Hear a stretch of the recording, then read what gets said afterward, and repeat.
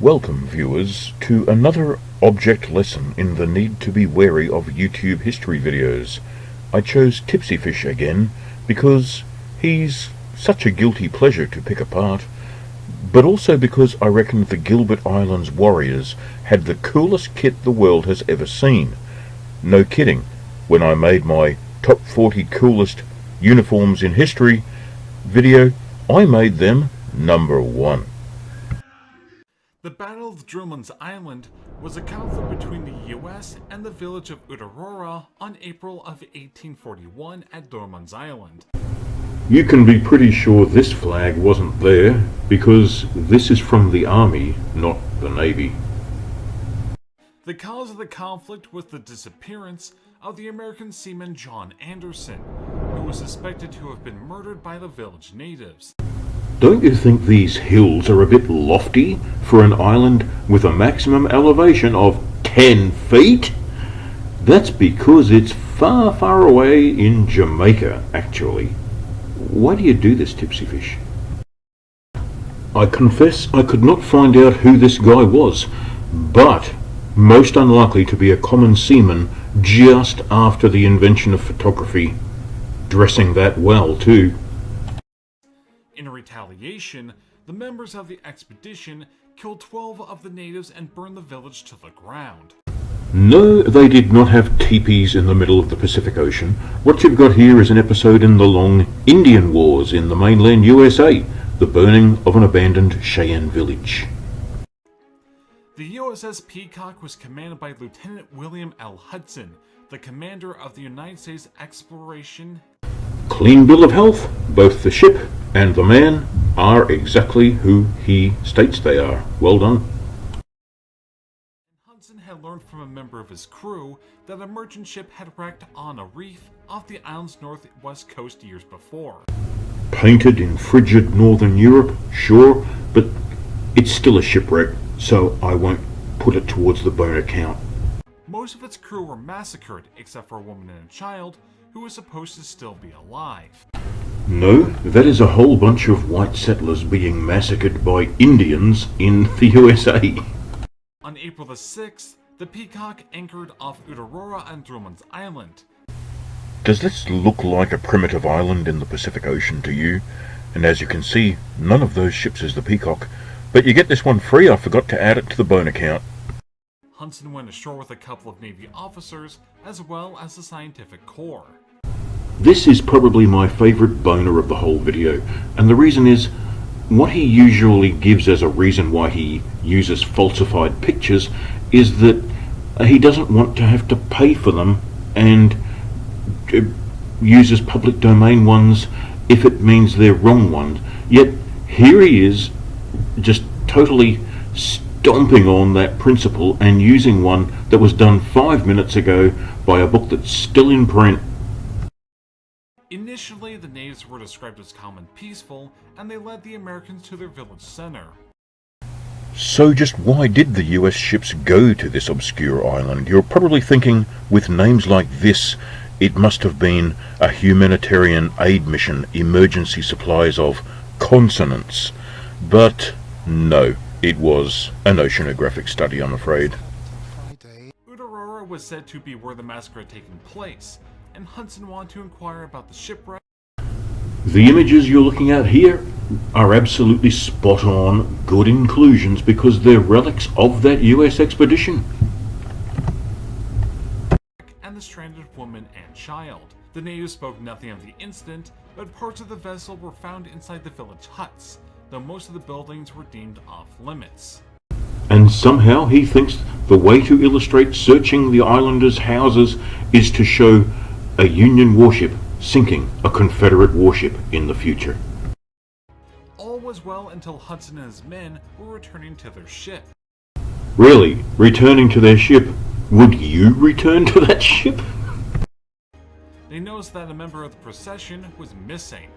No, buildings like this did not exist on far-flung Pacific islands that have found out there's an outside world 5 minutes ago. Everything was made of coconut trees, for God's sake. Not that is a US Army fort in the USA. A A search was undertaken which came up empty, but as the Americans were boarding, the natives tried to surround the sailors and Marines.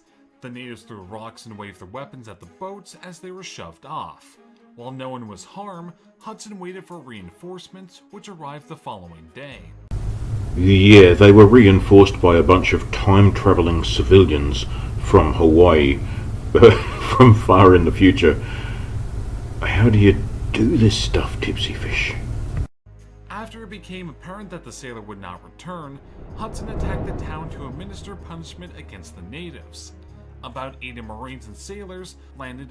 So let's toss in yet another picture of Indians back in the USA and put mold all over the picture to camouflage the fact.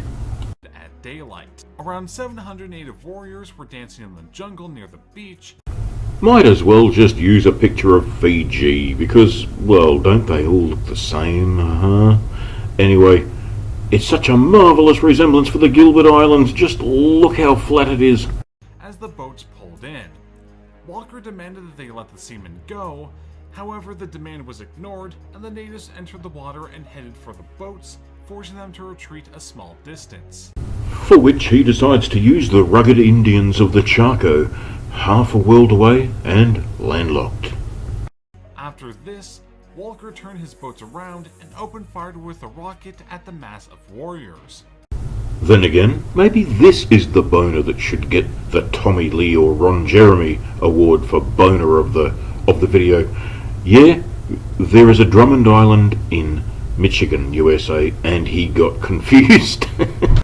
He then ordered his men to begin volley fire, which devastated the natives and they retreated. Surely anything will do so long as it's colonial.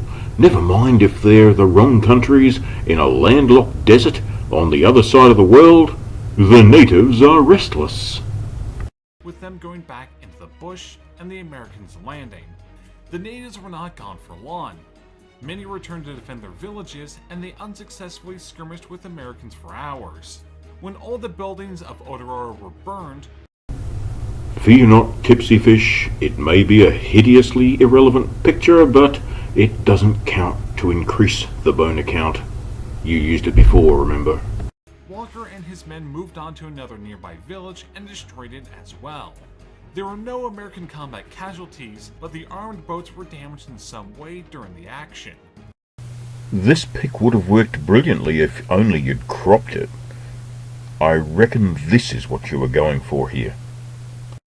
12 Islander natives were killed in the fighting, and many others were wounded. And indeed, how could it turn out otherwise? The natives, for all their wonderfully picturesque kit, porcupine fish helmets, shark's tooth swords and spears, coconut fibre mat armour, was all hand-to-hand weapons. They couldn't reply to the Americans if the Americans just shot at them from a distance with guns. A moment's digression. This image is public domain, but the infamous Alamy stock photos try to hit you up for $100 to run it, and this is my reply to them. The spines of a porcupine fish are terrifyingly sharp. I can only imagine they must have cleared away the spines on one side of it in order to have that backplate of coconut fibre, without just getting stuck in it. And never forget, they wore this thing right next to their eyes. Later during the expedition, the Peacock sank without loss of life in July of 1841 while sailing into the mouth of the Columbia River. Now it can be said, what he seems to have been doing throughout this video is reading the Wikipedia page out loud, even more blatantly than usual.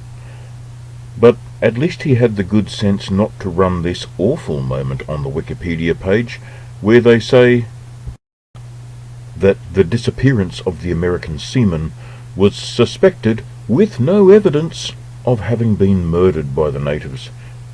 No evidence? Really? Nobody, huh? The fairy fucking godmother said it.